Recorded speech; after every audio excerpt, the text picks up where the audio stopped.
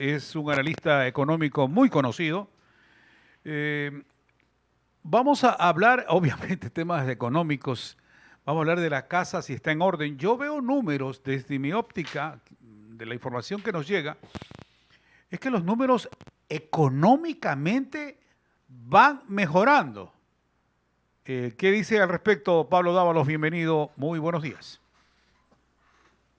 Muy buenos días, un saludo muy cordial a ti y a través tuyo un saludo muy cordial a todas las personas que nos siguen. Mira, el principal indicador de un gobierno para ser evaluado se llama empleo. Si hay empleo, entonces nosotros podemos decir que ese gobierno de una u otra manera genera políticas públicas en beneficio de la población. ¿Por qué? Porque el empleo le permite al ciudadano, a la ciudadana, tener ingresos para resolver sus necesidades. Resulta que el país hasta el año 2015 tenía de la población económicamente activa alrededor de 55 a 60% de pleno empleo. Es decir, personas que tenían un contrato de trabajo y ganaban por encima del salario mínimo. Ese porcentaje del 60% ha caído a la mitad, al 30-35%. Entonces, si vamos a analizar con datos, analicemos con los datos reales, con los datos que le interesan a la gente, con los datos que le interesan al ciudadano de la calle. ¿Tiene empleo el ciudadano de la calle? Y la pregunta es que no. ¿Por qué no tiene empleo? Porque no existen políticas de empleo. Al no existir políticas de empleo, es obvio, por lo tanto, que el ciudadano esté en el desempleo, esté en el subempleo, esté en el autoempleo, esté buscando la forma de ganarse la vida, porque no hay políticas de empleo. ¿Por qué no hay políticas de empleo? Porque al gobierno no le interesan las políticas de empleo. Al gobierno le interesa privatizar el Banco del Pacífico para que el Banco de Guayaquil se haga más grande, le interesa la utilidad de los bancos, no le interesa generar empleo. El segundo indicador más importante tiene que ver con la seguridad.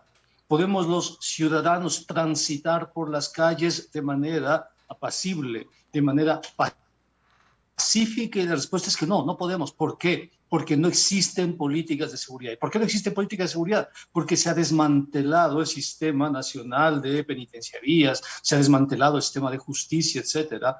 En consecuencia, los conflictos que tenían que ser contenidos dentro del sistema ¿Ya? penitenciario se han rebasado, ¿no?, al conjunto de la sociedad y exponen a cualquier ciudadano a la violencia de la delincuencia. Pablo, ¿Por qué? Porque no hay política. ¿Y por qué ya. no existe?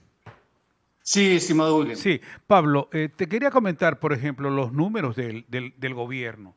Por eso decía, es como que económicamente nos está yendo mejor. Ahora mismo el precio está en 115 y un poquito más, el precio del barril de petróleo. El Producto Interno Bruto creció 4,2% en el 2021, más fuerte que lo esperado. La Reserva Internacional al 6 de mayo se situó en 8.300 millones, un 70% más alto que cuando la recibimos. Esto dice el gobierno, ojo. El déficit fiscal del presupuesto general del Estado se redujo de 7.600 a 4.300 millones. La inflación anual de abril se situó en 2,9, muy por debajo de la región. La deuda pública ha reducido su peso dentro de la economía en 1,7 del PIB. Balanza comercial superavitaria con 3.000 millones. Aquí en esto, lo que tú discrepas, Pablo. El empleo adecuado y el empleo formal se han fortalecido. El presidente habló de que había nuevos empleos, algo así como 350.000. Entonces, ¿tú dudas de la palabra del presidente Pablo Dávalos? Mira, se trata de evaluar con cifras, se trata de evaluar con datos. En primer lugar, cada dólar por encima del precio planificado y presupuestado no va al presupuesto del Estado. Es decir, si se planificó en $59 el barril de petróleo, ¿no? Sí, y si se vende en $100, esa diferencia, de acuerdo a la ley, no se registra en el presupuesto del Estado. Es decir, puede venderse, por exagerarte, en $200 el barril de petróleo, que esa diferencia no va a obra pública, no va al presupuesto del Estado. ¿Por qué? Porque hay una ley que se llama del Código, de unas reformas al Código Orgánico de Planificación y Finanzas Públicas, que se llama la Ley de Ordenamiento Fiscal. Esa ley de ordenamiento fiscal que fue aprobada por el gobierno de Lenín Moreno impide que una vez que se haya aprobado la reforma presupuestaria presupuestaria con un precio de petróleo, todo lo que está por encima del precio del petróleo vaya al presupuesto nacional. Entonces, podemos vender, estimado William, podemos venderlo a 150, $180, que no sirve para nada. ¿Para qué sirve? Para que vaya a reservas internacionales. Entonces uno puede decir y estar contento y decir, ya por último tenemos reservas internacionales. Pues fíjate tú, 9.000 millones de reservas, cerca de 10.000. ¿Para qué sirven las reservas, William?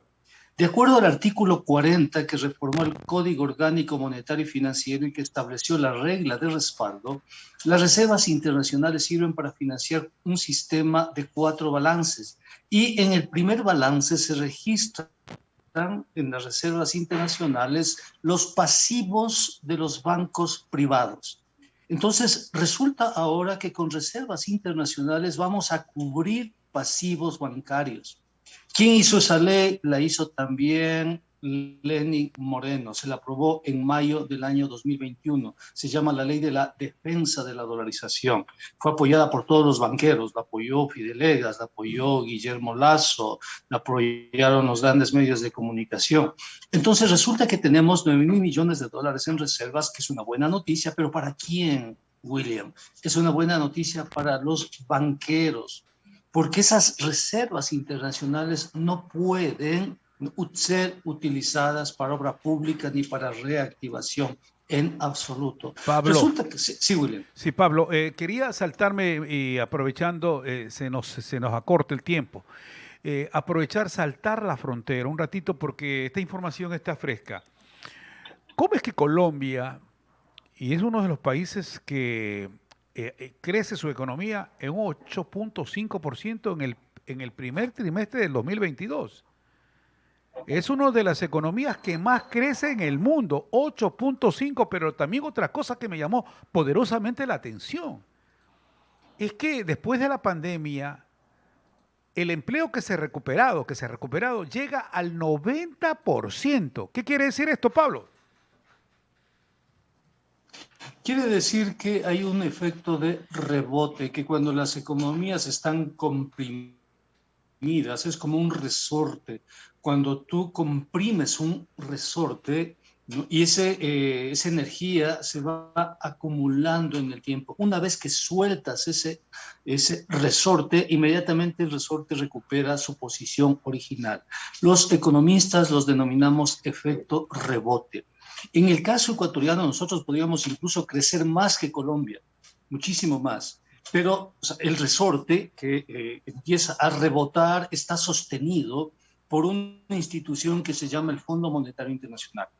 El Fondo Monetario impide que la economía crezca más allá de lo establecido. Podemos crecer tranquilamente a un 9-10%. Venezuela va a crecer a un 10%, ¿no? Porque no tiene esos resortes. Nosotros tenemos, en cambio, un freno a ese resorte, un freno externo que hace que suba hasta el 4,5% y no vaya más allá de eso.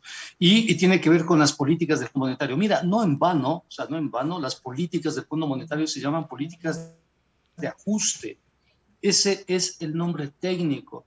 Si se llaman políticas de ajuste es porque ajustan, pues. ¿Y qué es lo que ajustan? Ajustan el crecimiento económico. Se llaman políticas recesivas. El Fondo Monetario siempre y en todo momento produce recesión, produce crisis. Hay un estudio reciente de universidades europeas, donde están universidades de Canadá, de Inglaterra, donde se analiza el caso de la intervención del Fondo Monetario en 135 países.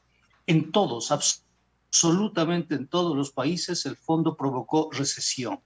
Entonces, si nosotros no tuviésemos el Fondo Monetario, estaríamos por encima de Colombia, estaríamos muy por encima de Colombia. Estaríamos creciendo al 10% por lo menos, con el precio de los commodities, con la cantidad de remesas que hemos recibido, 4.000 millones de dólares hemos recibido en remesas, estaríamos muy por encima de Colombia. Pero lo que nos impide crecer, el freno que no nos deja crecer, se llama Fondo Monetario Internacional. Economista Pablo Dávalos, gracias por acceder a este diálogo. Hemos golpeado su puerta para que intervenga en esta mañana. Te envío un fuerte abrazo, Pablo. Cuando estés aquí en Un Guayaquil, fuerte abrazo. nos tomamos un cafecito. Gracias. Por supuesto, hasta luego. Adiós.